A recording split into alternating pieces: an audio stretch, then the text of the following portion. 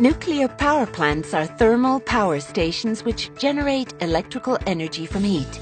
They consist of numerous buildings and facilities, the most important of which are as follows.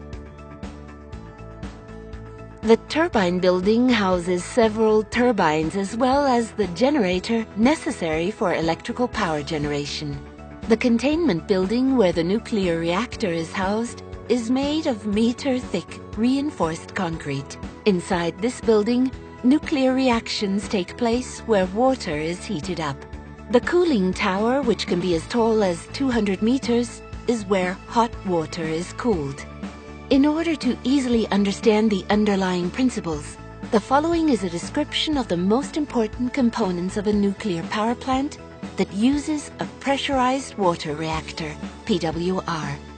In the reactor pressure vessel, the nuclear reaction and the associated release of thermal energy takes place. In a pressurized water reactor, as in this case, the reactor pressure vessel stands about 12 meters tall. The walls are about 25 centimeters thick. Inside is where the fuel assemblies can be found.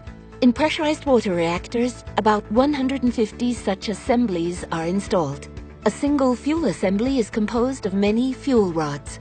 A fuel rod is about 5 meters in length and has a diameter of about 23 centimeters.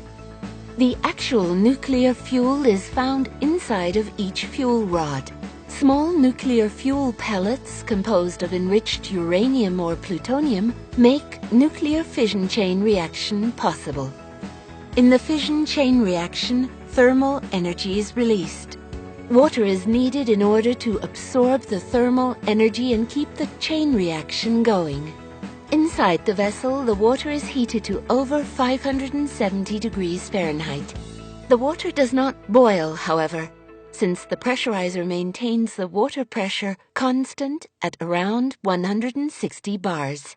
The heated water is eventually pumped to a heat exchanger, also called steam generator.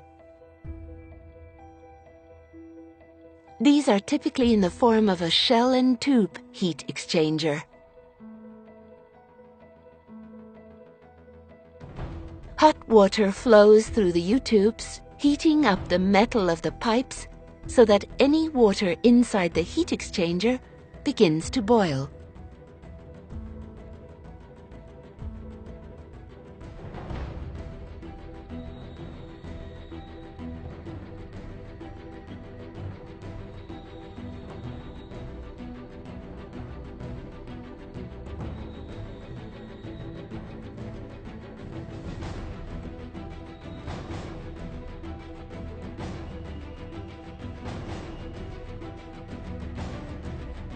The resulting steam is eventually fed through a set of pipes to the turbine building.